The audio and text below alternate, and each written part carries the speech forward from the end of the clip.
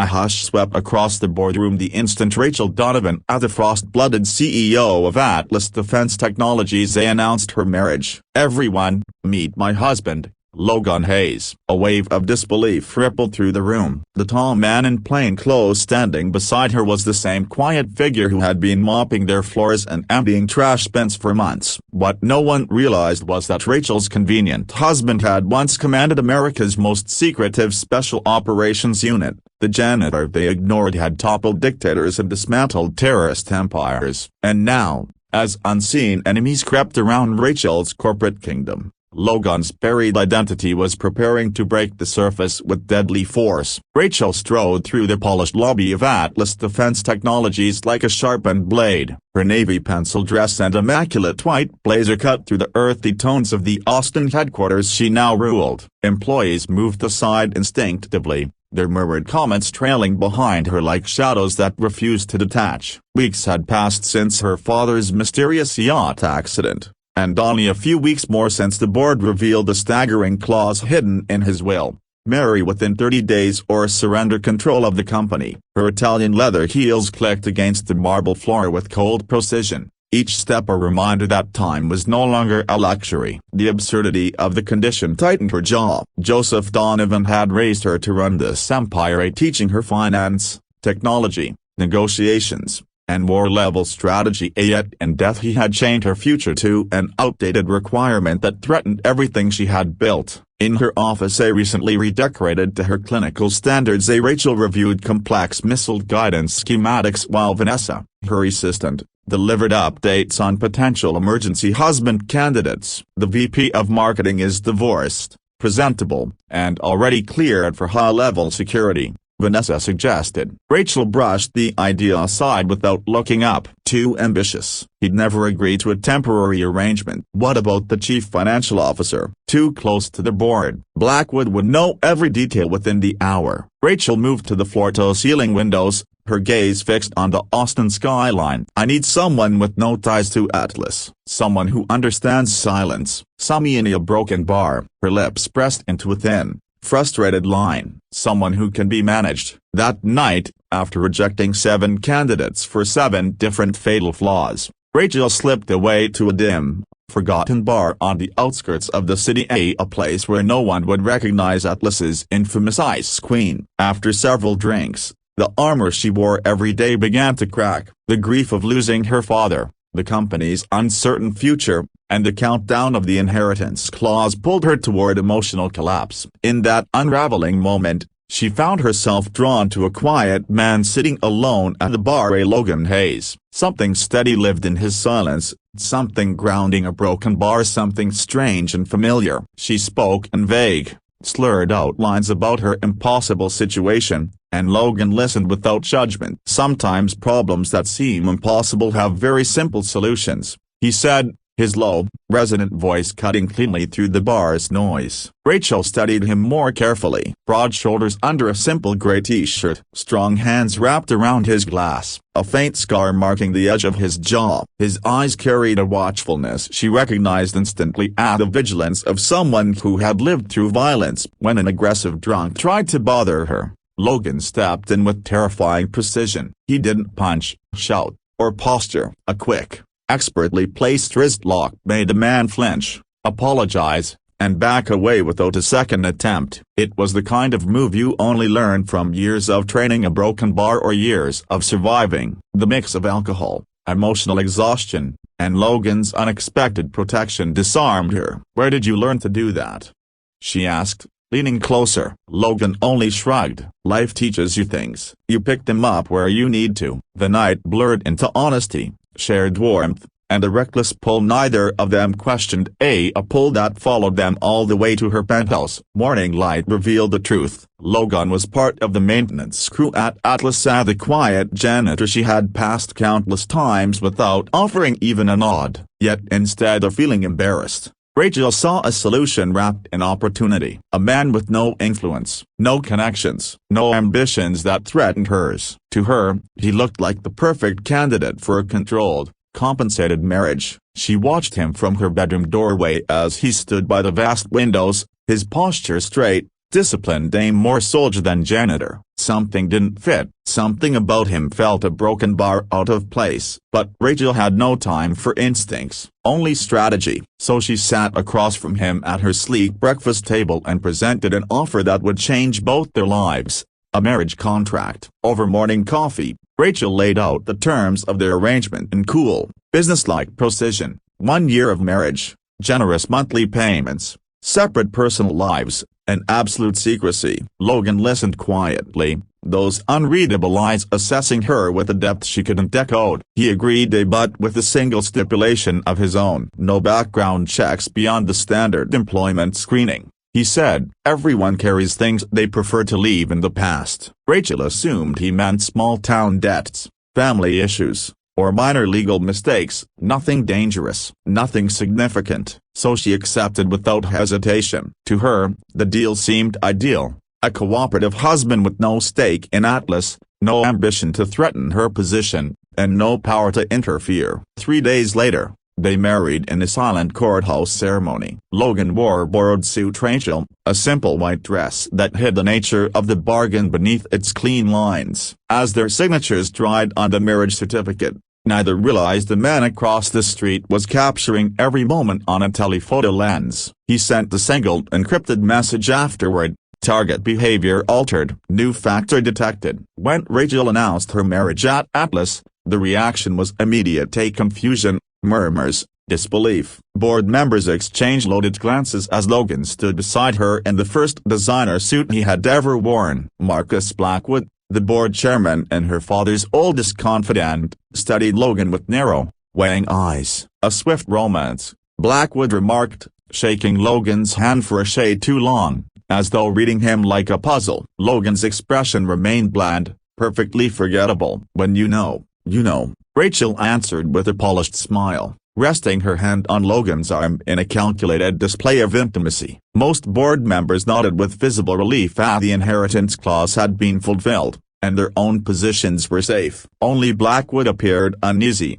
observing every small movement Logan made, as if the man's silence itself was a warning. For the sake of appearances, Logan moved into Rachel's minimalist penthouse. She immediately established boundaries: separate bedrooms, limited communication, and strict non-interference in her professional sphere. Logan obeyed without question and kept working his janitorial shifts, even when Rachel suggested he take paid leave. "I prefer earning my keep," he said with calm certainty. She mistook this for the stubborn pride of a humble man, completely unaware that Logan needed access to the building for reasons that had nothing to do with paychecks. His instincts told him something was wrong inside Atlas, and he meant to find out what. Their early days together developed into a pattern of careful distance. Rachel woke before dawn for brutal workouts and long, unforgiving workdays. Logan worked nights, gliding through hallways unseen while higher-ranking engineers and analysts toiled on classified projects. Their paths rarely crossed, yet whenever they did,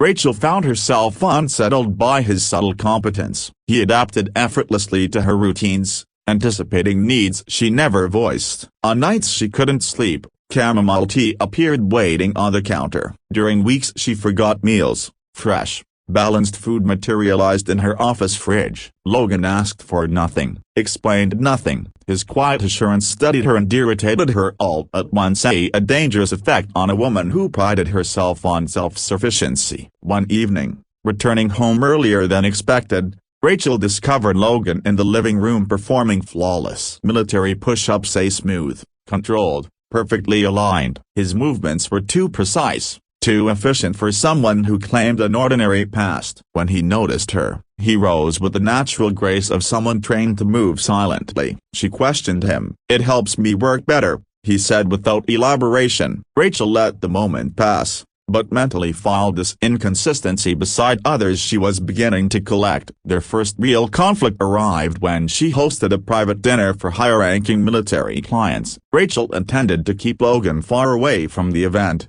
but when her social anxiety tightened around her throat, Logan stepped in smoothly and assumed the role of host. He greeted the generals with perfect protocol, discussed defense systems with startling fluency, offered insights no casual reader should know. When questioned later, he shrugged and claimed he reads a lot. The clients loved him. Rachel did not. Her gratitude and anger collided as she confronted him once the guests departed. "You crossed the line," she said sharply. "You were drowning." Logan replied, "I kept you afloat. I don't need rescuing. Everyone does sometimes."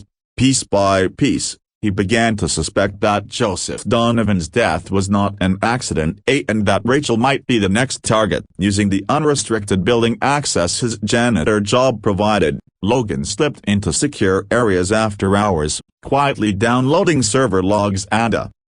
Logan moved deeper into his covert investigation, photographing shipping manifests and pulling quiet threads no one else noticed. In the dim basement archives, he uncovered months of financial inconsistencies, resources siphoned off without authorization, prototype trials falsified, and classified data leaking through digital backdoors someone had painstakingly hidden. The deeper he looked, the clearer it became that Atlas had been compromised long before Joseph Donovan died. Rachel, meanwhile, grew increasingly irritated with Logan's inexplicable protectiveness. She had built her life on absolute control, yet somehow this quiet man had begun guiding her in ways she couldn't quite reject. When she confronted him about his cryptic calls and unexplained absences, he offered only soft reassurances that answered nothing. The tension between them thickened, pulling professional boundaries and personal distance into dangerous proximity. Months into their arrangement, Rachel secured a landmark Department of Defense contract for a cutting-edge drone targeting system. It was a monumental victory at the moment she finally stepped firmly into her father's legacy. The celebration at Atlas headquarters drew military commanders,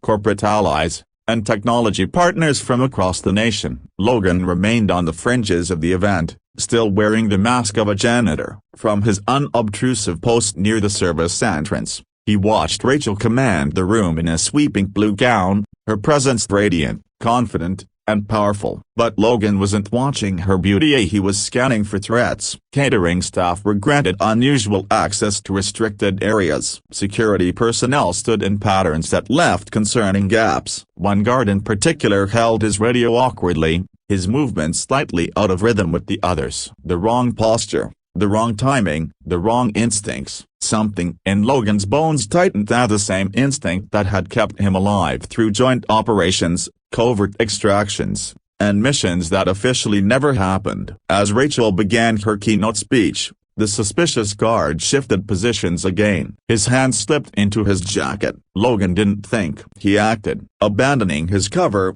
he moved with surgical precision through the crowd, cutting through clusters of guests like a blade through silk. He reached Rachel the instant the guard drew a hidden weapon. With a swift, economical motion, Logan redirected the gun's aim. The bullet tore a burning line across his arm instead of piercing Rachel's chest. The room dissolved into chaos. In a blur of lethal efficiency, Logan disarmed and incapacitated the assassin, each movement revealing years of training he had deliberately concealed. Rachel stood frozen as the quiet, forgettable man she had married transformed into a controlled, commanding force, a soldier, not a janitor. By the time additional security flooded the room, Logan had vanished into the shadows, leaving Rachel to handle frantic police officers and questions she had no answers for. Hours later, she found him in their penthouse bathroom, calmly stitching his own wound. Blood smeared across the white tiles, but Logan's hands remained steady, his breathing measured as if the attack had barely touched him. "Who are you?" Rachel demanded,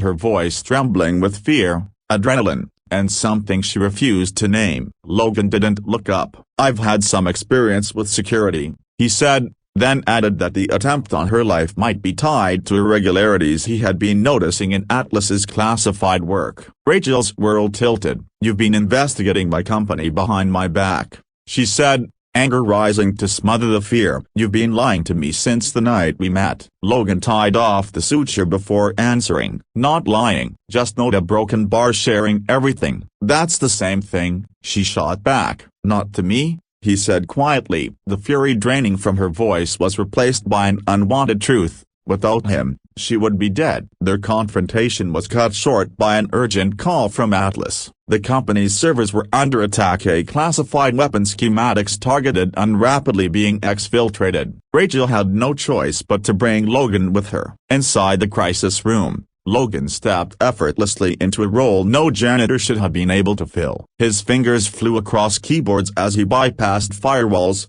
decrypted corrupted packets, and traced intrusion points with terrifying precision. The security team stared as he predicted the attackers' moves before they happened, reading the digital battlefield like a soldier reading terrain. The evidence led to one shocking conclusion: the breach originated from someone connected to Marcus Blackwood. Logan cautioned Rachel immediately. Blackwood isn't working alone. He's part of something larger. I recognize these patterns. Rachel folded her arms. And where, exactly, have you seen these patterns? He held her gaze, calculating how much truth she was ready to hear. I spent time in intelligence analysis, he said. Military intelligence. That's all I can disclose right now. She exhaled in stiff frustration but agreed reluctantly to follow his lead. Rachel agreed to pursue the investigation discreetly, gaining entry to her father's private servers with Logan's unexpectedly advanced assistance. Together, they uncovered encrypted correspondence indicating a systematic sale of classified weapons technology to foreign buyers, a treasonous operation that had begun months before her father's death. The supposed yacht accident took on a new and disturbing meaning as Rachel realized her father might have uncovered the conspiracy himself. Working side by side through the night, the formal barriers between them softened. Rachel began to see the sharp, analytical strategist hidden beneath Logan's deliberately unremarkable exterior, while Logan glimpsed the vulnerability and resilience shielded beneath Rachel's ambition. By morning, they had forged an uneasy alliance grounded entirely in necessity. She needed his skill set to expose the truth, and he required her access to unravel what he had been chasing since leaving military service. Neither acknowledged the quiet current growing between them, an undercurrent that went beyond convenience or shared goals. Their investigation drew them into close quarters as they built a secure operations hub in an overlooked corner of the Atlas complex. For the first time, Rachel witnessed Logan's full cognitive precision. He assembled analytical maps, tracked communications, and forecast enemy strategies with unnerving clarity. When she challenged his methods, he admitted to a past in intelligence analysis, a careful fragment of the truth that explained much without revealing everything. Night after night,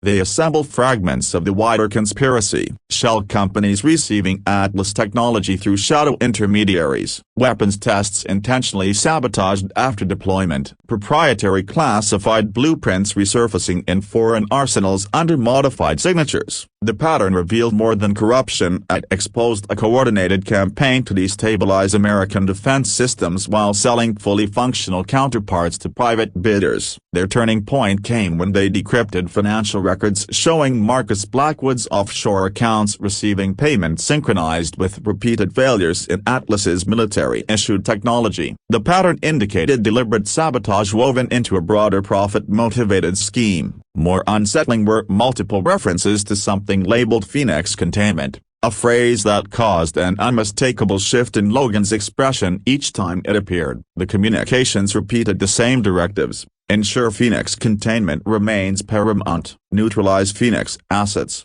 Phoenix commander unaccounted for. Each mention sent a visible ripple of tension through Logan despite his attempts to mask it. When Rachel pressed him for an explanation, their conversation was cut short by a breach in their improvised command post. 3 highly trained operatives infiltrated the facility with unmistakable military precision, and their target was unmistakably the room Rachel and Logan occupied. Logan switched into combat mode instantly. His voice carried a commanding clarity as he directed her with crisp, unquestionable authority. Stay 3 steps behind me, move when I move, freeze when I signal. Every trace of the unassuming janitor vanished. In his place stood a battle-hardened commander whose instincts had been carved by countless operations. As they navigated the maintenance corridors, Rachel watched Logan neutralize their pursuers with lethal efficiency. His precision was terrifying, controlled, and undeniably expert at the movements of a man shaped by elite training. One attacker lunged with a combat knife. Logan redirected the assault,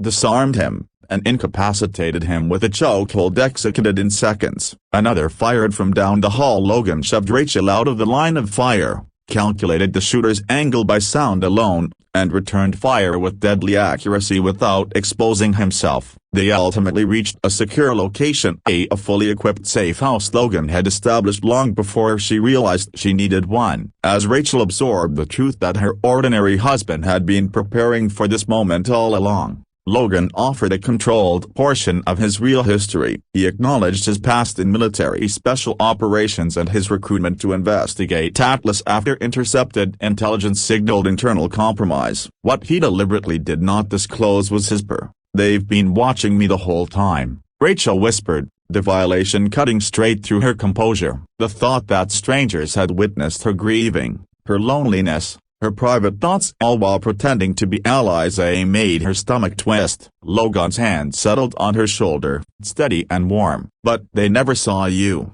he said softly. "Not the real you. I've seen that version, Rachel. They have no idea who they're up against." The confined space of the safe house, the adrenaline of survival, the months of unspoken tension at all collided. Their chemistry ignited with the force neither had expected. What followed was intense and deeply revealing, not a moment of impulse but a connection rooted in everything they had endured together. In the quiet that followed, Logan allowed pieces of his past to surface, not classified details, but the emotional cost of years spent in shadows, operations, and endless conflict. Rachel responded with honesty of her own, speaking for the first time about the grief that had carved permanent space inside her since her parents' deaths. "I haven't fully trusted anyone since then," she confessed, barely above a whisper. "Not even my father in his final years. He kept secrets too." "Trust is expensive in our worlds," Logan murmured, his fingers absent-mindedly tracing her shoulder. "But sometimes,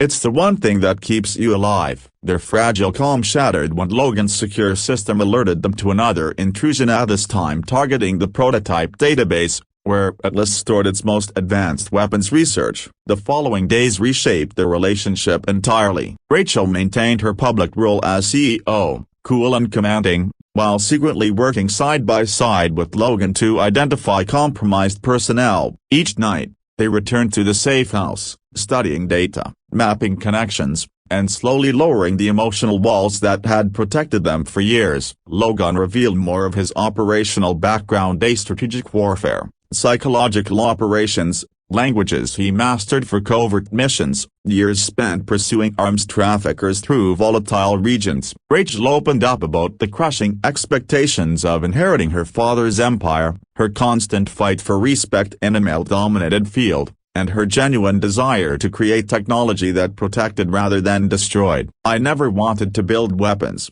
she admitted during a rare moment of quiet. "I wanted defense systems, shields, not blades." My father understood that. His favorite projects were always the ones that saved lives. "That's exactly why he was targeted," Logan said. "Someone like him would have recognized immediately when offensive systems were being intentionally tampered with." Their collaboration evolved into a true partnership. Logan admired Rachel's ability to anticipate technological vulnerabilities with razor-sharp logic, while she came to rely on his intuitive grasp of human behavior and operational strategy. Together, they began to assemble a full picture of the treason unfolding inside Atlas. The evidence drew them toward a chilling truth. Atlas technology had been deliberately altered to create a hidden backdoor into American defense networks, a vulnerability capable of granting hostile actors remote access to critical national infrastructure. The conspiracy reached far beyond money or corporate sabotage. It crossed into the territory of faith. The deeper they dug,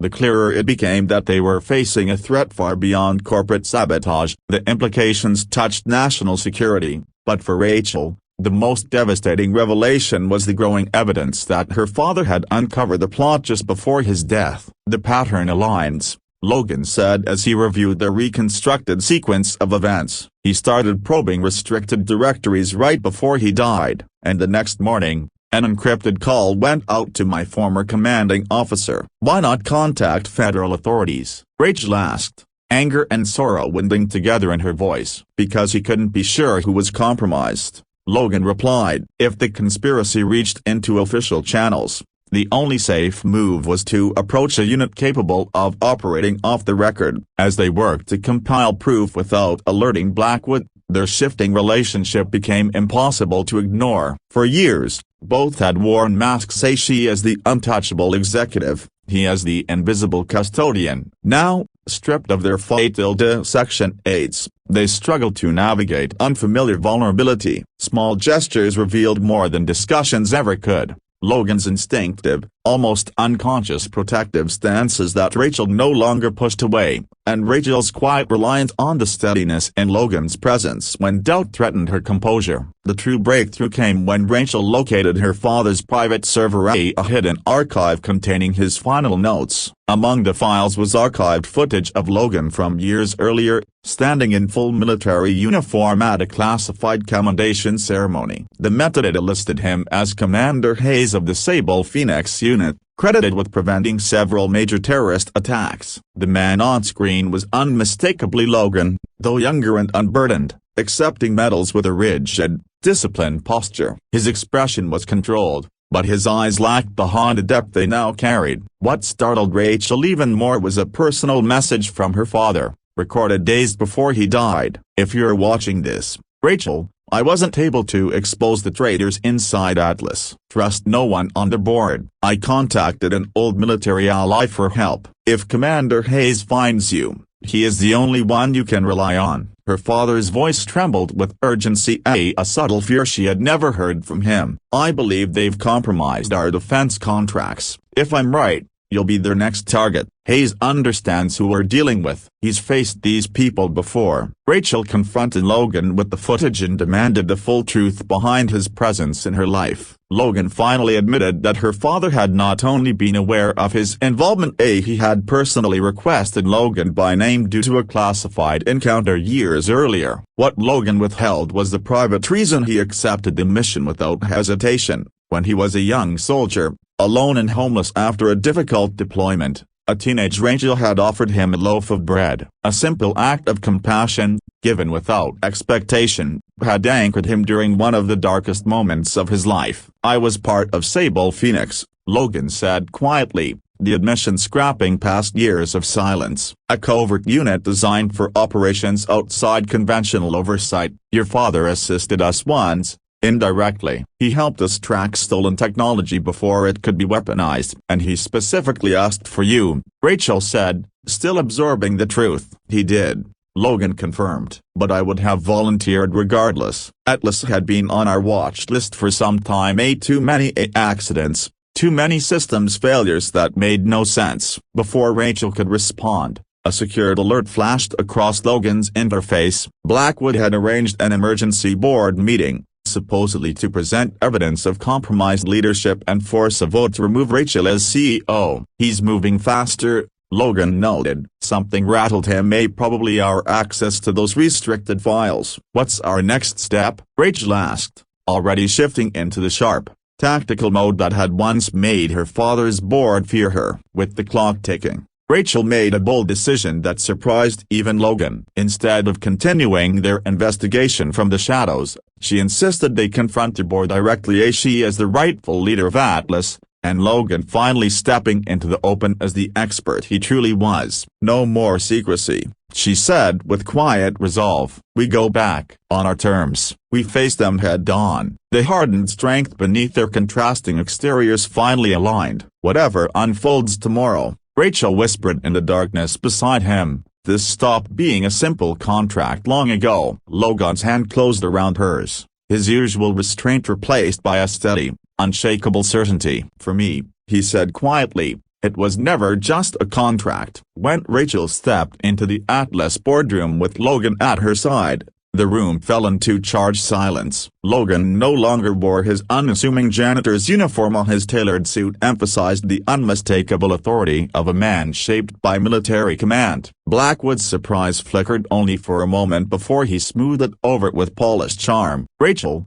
we were just reviewing several security matters. And I see you've brought your husband, my chief of personal security." Rachel corrected with effortless poise. Given recent circumstances, I'm sure the board will appreciate additional safeguards. Blackwood launched into his presentation, unveiling manipulated evidence intended to portray Rachel as the source of highly classified leaks. The doctored messages were crafted to frame her for the very crimes he had orchestrated. Murmurs rippled through the board members, yet Rachel remained composed, allowing him to dig himself deeper before she began dismantling his claims piece by piece. As Blackwood displayed fabricated emails showing Rachel offering restricted technology to foreign buyers, several board members exchanged uneasy looks. Others watched with an expression that suggested they had anticipated this moment. "These are grave accusations, Marcus," Rachel said evenly, "if they were true. Fortunately, the facts tell another story." She laid out documentation tying Blackwood to covert financial channels and the suspicious timing of multiple prototype failures. When he attempted to dismiss her evidence as coincidence, Logan stepped beside her and revealed intercepted communications.